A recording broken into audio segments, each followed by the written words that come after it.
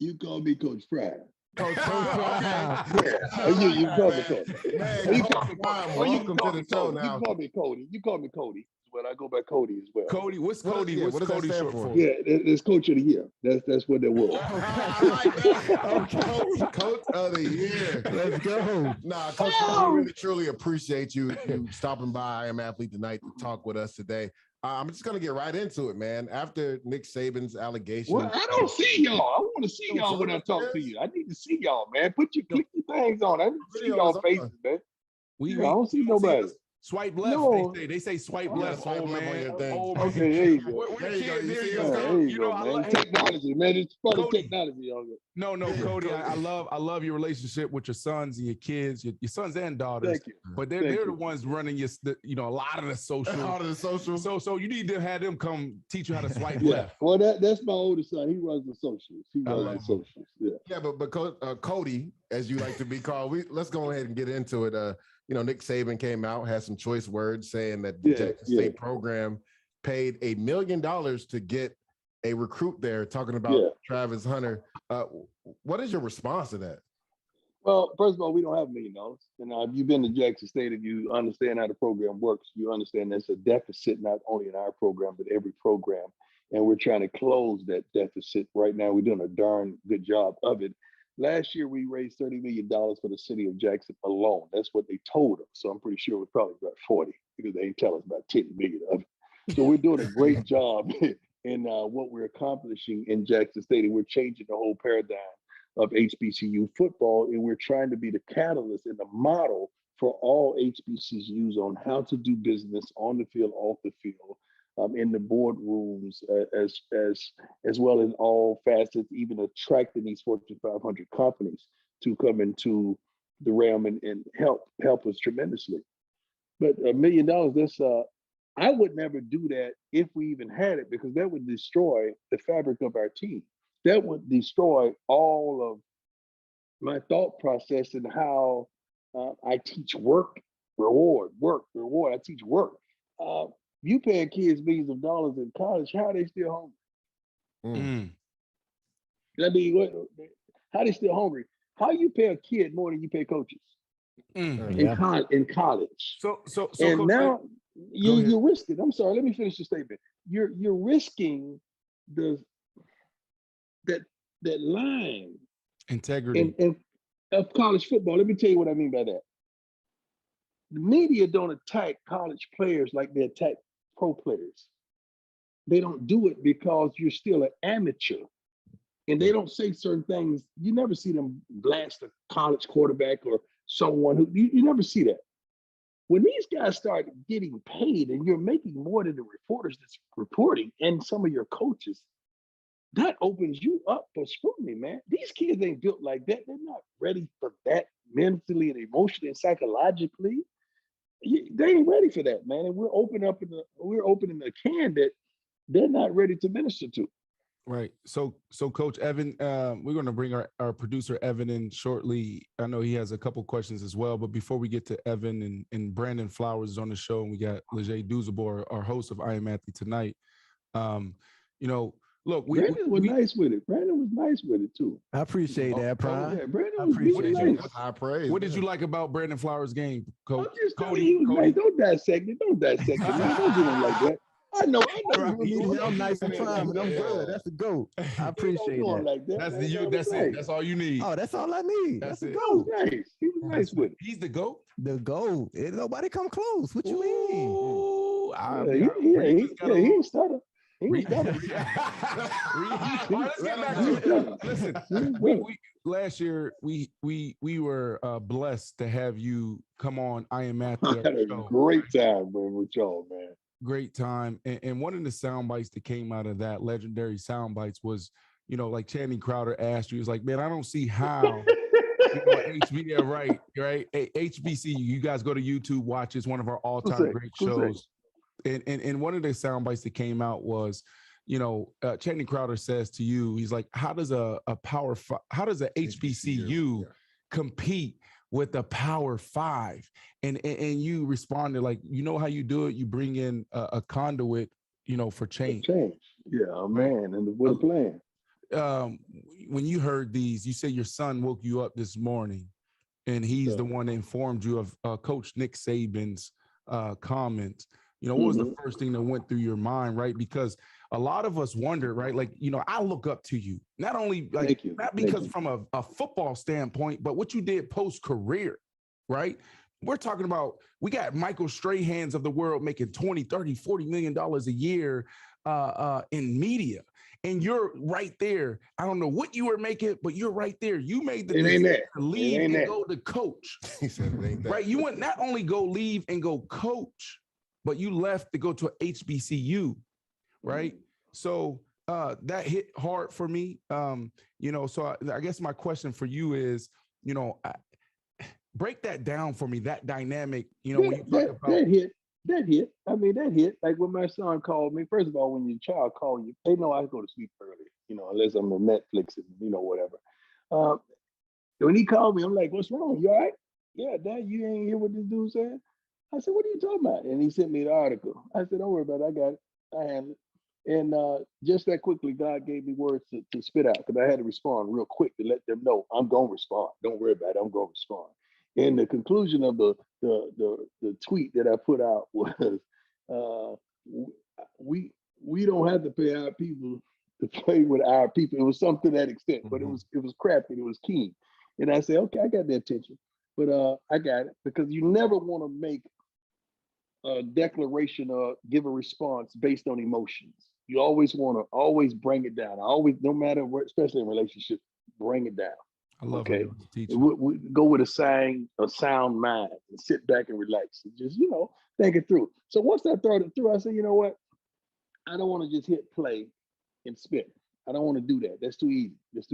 Let me sit down with one of my guys, John Jacques Taylor, who is a journalist who writes for Sports Illustrated as well as ESPN, the magazine. And he's done several stories, and he's been down with me ever since I was with the Cowboys.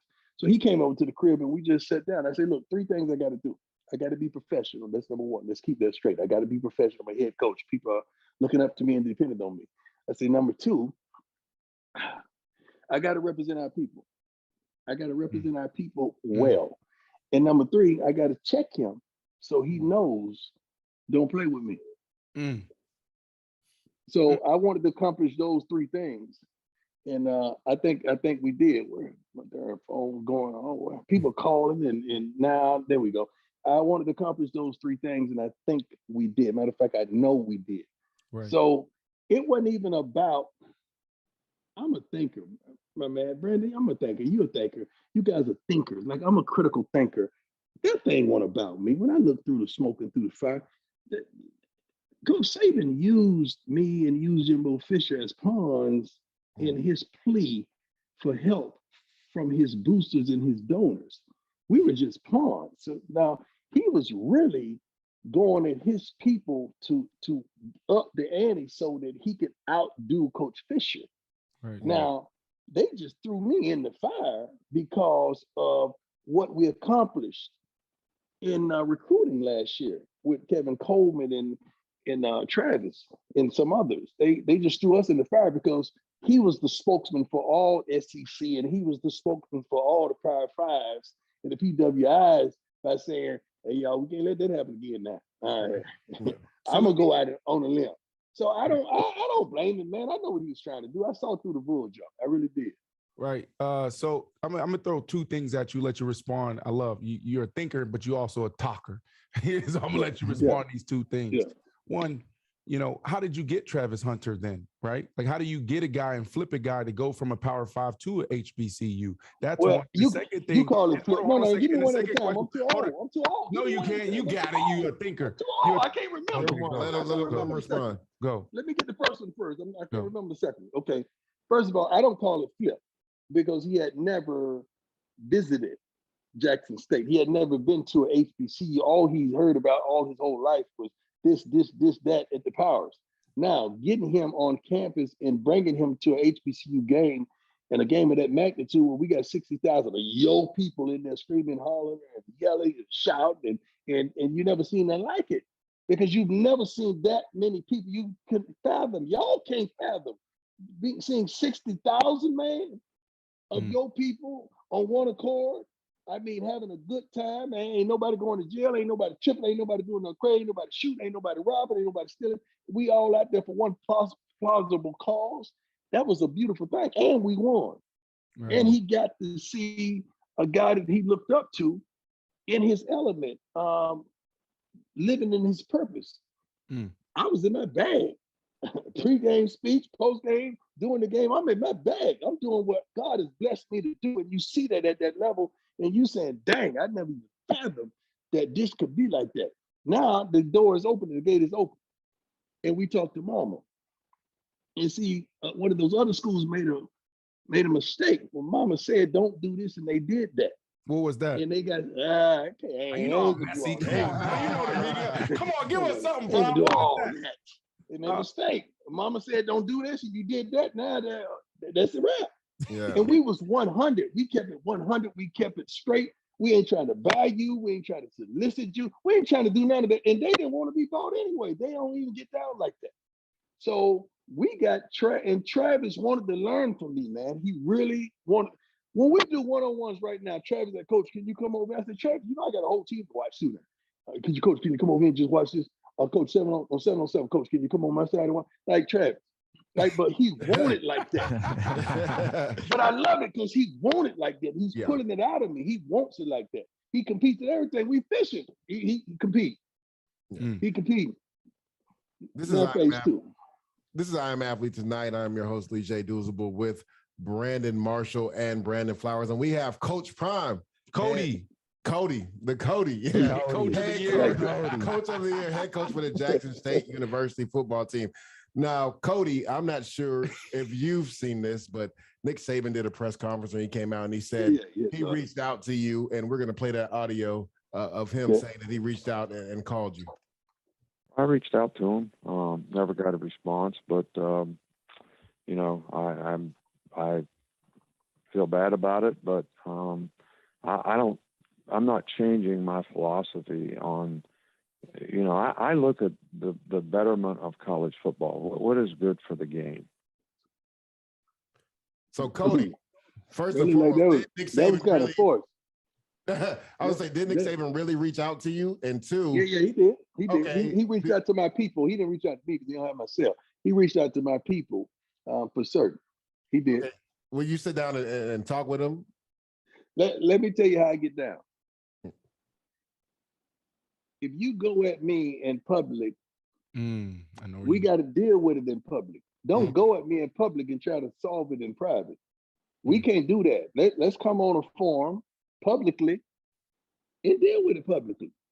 I don't do that. I'm not gonna shine on you, both Brandon, in public, then come to you private and say, hey, fellas, man, I'm bad, man. When I was on I Am Athlete Radio, I was tripping. I was tripping, man. But no, man. No.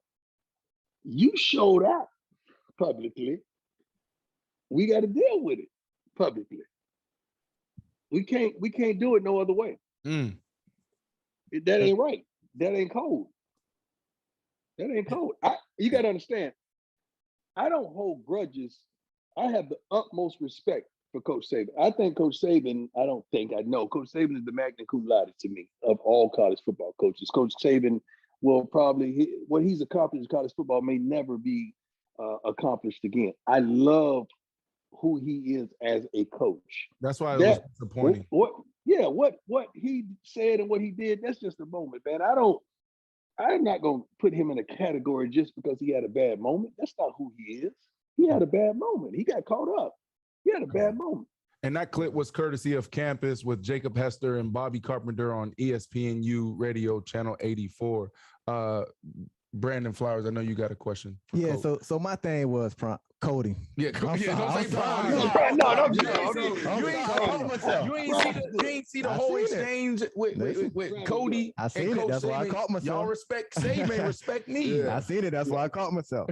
Prime is good. We good. We can't Now, I like that you're a critical thinker, right? But initially, when you say your son woke you up, I want to know, because when I heard this, right, it stung me. The way he alleged these things about Jackson State, because I like what you're doing over there and what you bring into HBCUs and our people. And our people, correct. Right? So I want to know for you, What was the thing that disappointed you or stung you initially the most? Was it the fact that somebody from Coach Saban's caliber was the one that alleged this, or was it the fact that did he really feel like I can't just get a kid like this outright and I can't compete with the top dogs? Okay, I like that, my brother, because you own it. The thing that stung was that, so you feel like it's no connectivity for the culture and for our people, that the only way we could do that is we pay it. So that's how you feel? Like that, so it's no way that I can secure a Power 5 caliber player. And he said a D1 player. He said like a D1 caliber player or something of that nature that he said. Like he chose something less to participate in than what they can offer. And he chose less. And then I started thinking, so 14 years in the NFL at a certain level don't qualify me. So being in the Hall of Fame don't qualify me. So being a father of 5, their father of 5 don't qualify me. So being a HBCU football coach and winning don't qualify me. See, just being a real person and there for my friends, family members, and loved ones, and whoever else don't qualify me. I've coached the Under Armour All-American game for I think 14 years straight. Some of the best players in the nation, so that don't qualify me. I've coached high school football for a plethora of years and won 4 straight state championships. That don't qualify me. Like, so I'm disqualified from a guy that looks like me, talks like me, walks like me, and kind of want to be like me. That's a problem for me. Cody, hearing you just answer that question, I got tears in my eyes. Me too. Right? I thought I'm sorry. Hold on, Cody. I'm sorry with the soliloquy, but no, that's Cody. just Let me real ask you this talk. question. Let me ask you this question: are you bigger than the coach? Are you more than the coach? No. Or more than a And the reason why I say that is because when you said that your tweet, Evan, can you come in and read the tweet real quick, because we, yes, sir. What's I the got tweet? it right here for you. Here's the tweet that he said. He said, quote, "You best believe I will address that lie Coach Saban told. I was awakened by my son that sent me the article stating we paid Travis Hunter $1 million to play at Jackson State. We as a people don't have to pay our people to play with our people." So the reason why I don't know why you had tears in your eyes, but before we throw it to you, Coach Prime, B, I want to have a little exchange with you, bro. Like what I felt, because like hearing Coach Prime's tweet, it's like, bro, like we're in this position as a people. And when let's be clear, we're talking about minorities, talking about Black people being in position of power, being in position to change things, bring other people with us. As we climb the ladder, we're able to pull people with us. Yeah. Right. And there's a lot of things happening in media and sports right now. And so when I hear people, I hear like Prime is doing something different. Coach Prime is doing something different and he's sacrificing.